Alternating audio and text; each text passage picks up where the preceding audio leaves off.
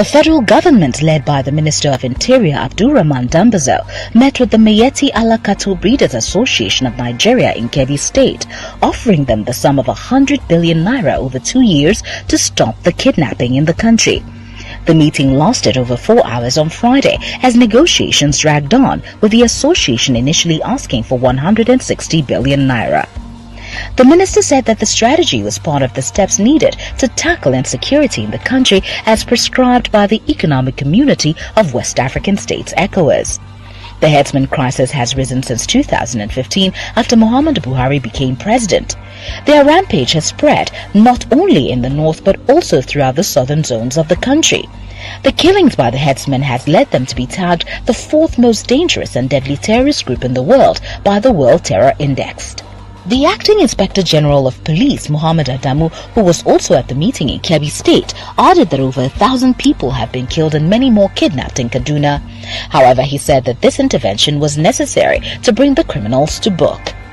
The Kebbi State Governor Atiku Bagudu said hosting the meeting in his state shows the seriousness of President Muhammadu Buhari's administration in tackling the security challenges in the country. Responding, the president of the association, Alhaji Muhammad Kirua, said the meeting would serve as a foundation for peace between the Fulani headsmen and farmers and among Fulanis themselves. Roots TV, Nigeria.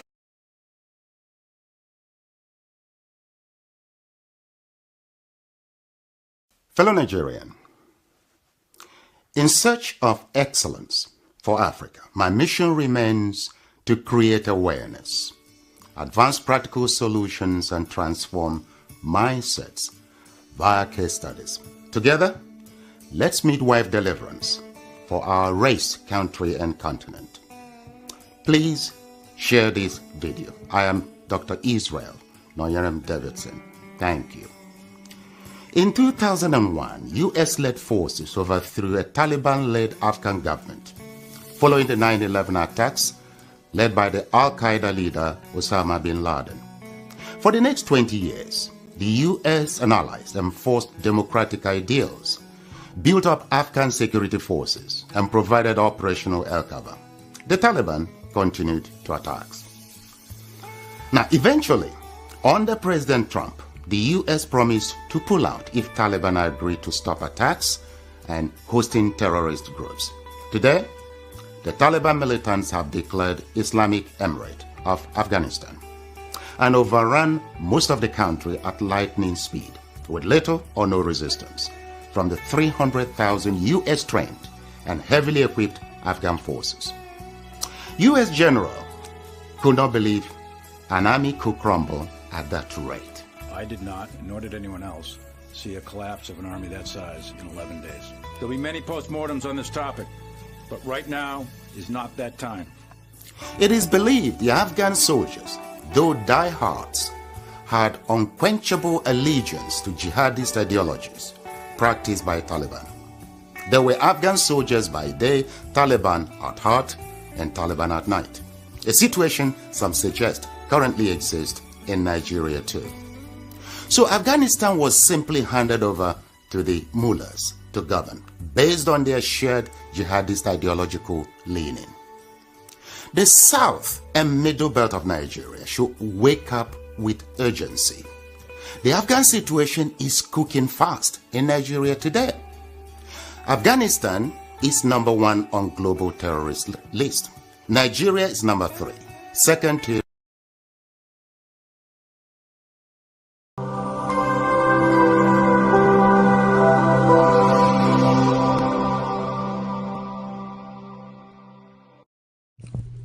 IPOB, one family. Biafrans all over the world. If we want safety and security for our people, then let's continue to support Eastern Security Network. All donations are welcome. No contribution is too small or too large. Do your part, knowing that freedom is in our hands and together we must all rise to the occasion.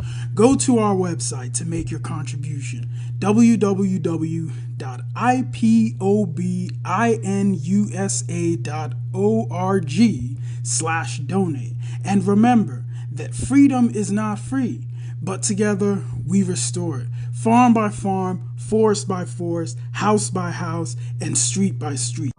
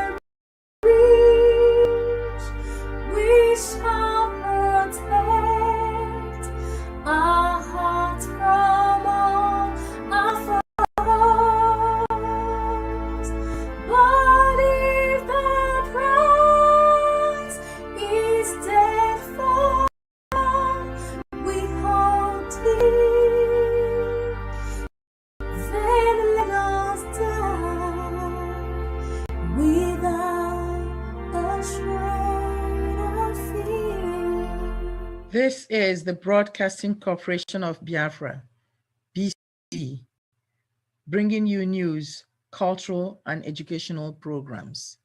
This is BCB, the Broadcasting Corporation of Biafra.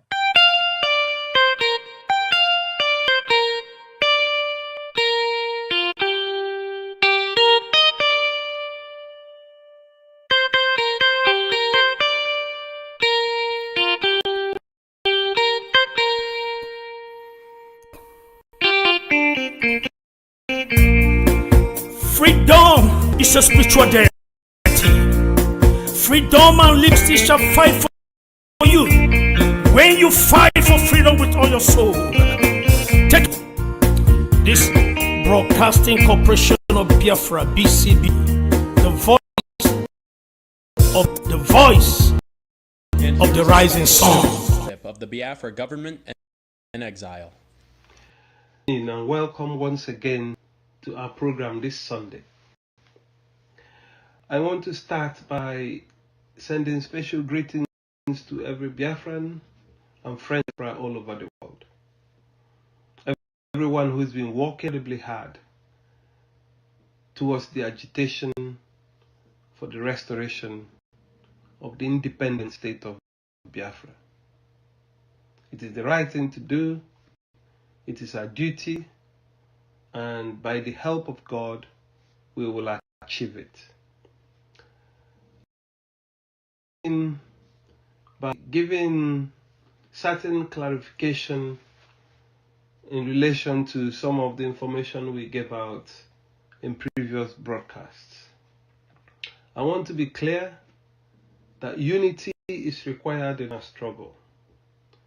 Numerous groups and organizations that are agitating for Biafra, this is time to close ranks and to work together. We're making progress. A lot of alliances are being formed. A lot of people are coming together. But I want to be clear that Indigenous People of Biafra, IPOB, is one group, ably led by Mazen Nnamdi Kanu. We all know he is being detained by the Nigerian government. We all know that his detention is illegal. His extraordinary rendition from Kenya is illegal. And there is no way anyone should be held in solitary detention for this long without trial. In his wisdom and knowledge, Nnamdi appointed Simon Ekpa to speak on his behalf. That Biafrans should listen to him, IPOB members should listen to him. Give credit to Simon for carrying out this duty in the best possible way, with determination, with conviction, with all the strength, because the job is a difficult one, but he has embraced it with dignity, with purpose, and with truth. And I wish him well, and I continue to pray for the unconditional release of his leader, Mazi Nnamdi Kanu.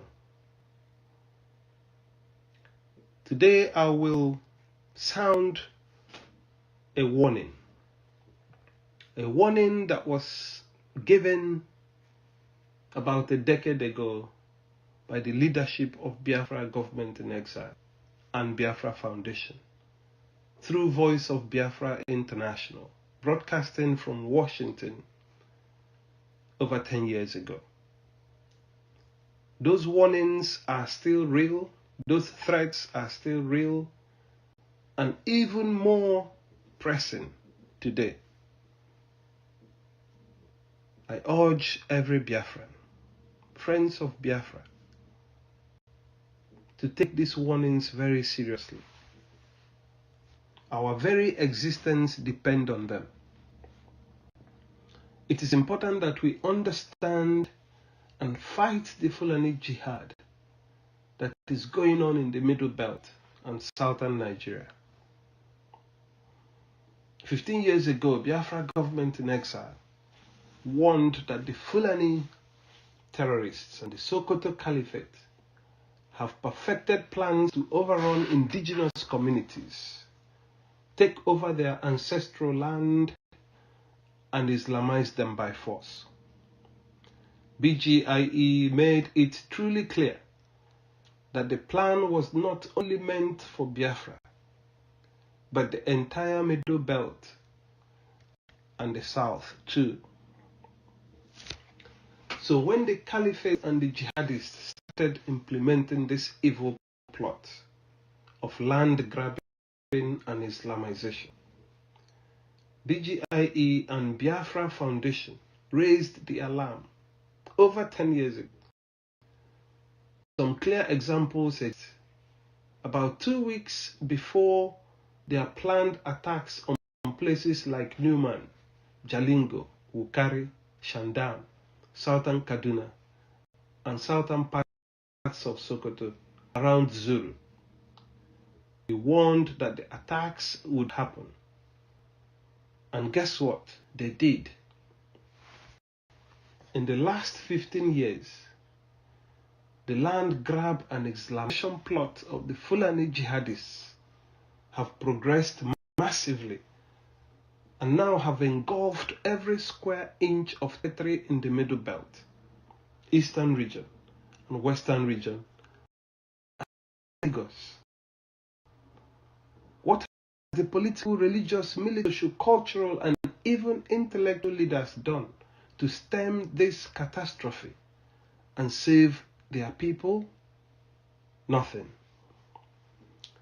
Note the large number of nations that are being terrorized, subjugated, and humiliated by a few million free oligarchs and a handful of Hausa collaborators and lieutenants. Just take a look at them. The Biron people, the Bariba, the Busa, the Chamba, Edo, Efik, Ekoi, Gware, Ibibio, Ibaria, Ishekiri, Ijo, Igala, Igbo, Nupe, the Maji, Tiv, Urobo, and the Yoruba. The population of these nations is more than 10 times that of the Fulani, who are terrorizing and humiliating them. Yet, they remain cowed and slavishly subservient. Why is that? The answer is very clear: poor leadership. The leaders of these nations, out of fear, greed, avarice, blind hatred, lack of foresight, and especially psychotic ambition, allowed themselves to be hoodwinked and conned into unquestioning belief in the fantasy of one Nigeria. The full acts at corruption corrupted these leaders with money, bribery and corruption, promises of political appointments. Once they corrupt them and they are compromised, they are plunged into the Maccabee song and dance of one Nigeria without ever asking for whom and for what. The Fulani set up straw enemies for them, and that enemy is called Biafra. Then asked these leaders, including religious leaders, to fight Biafra, their common enemy, with all the zeal they can muster and to the last ounce of their blood. And they do, killing 3 million Biafrans, starved 2 million children and old people to death, and killing another 1 million. Today, leaders of these nations, including those from Biafra, who perpetrated this genocide, are consumed by shame and disgust. But they have padlocked their lips never to utter the words, "I am sorry. I was wrong." None of them, including some clergy, have had the humility to say sorry. I was wrong in committing genocide on innocent people of Biafra and believing slavishly in the fantasy of one Nigeria. It's unraveling now. We can all see today what is happening. Attacks even on Abuja as the terrorists and the jihadists close in.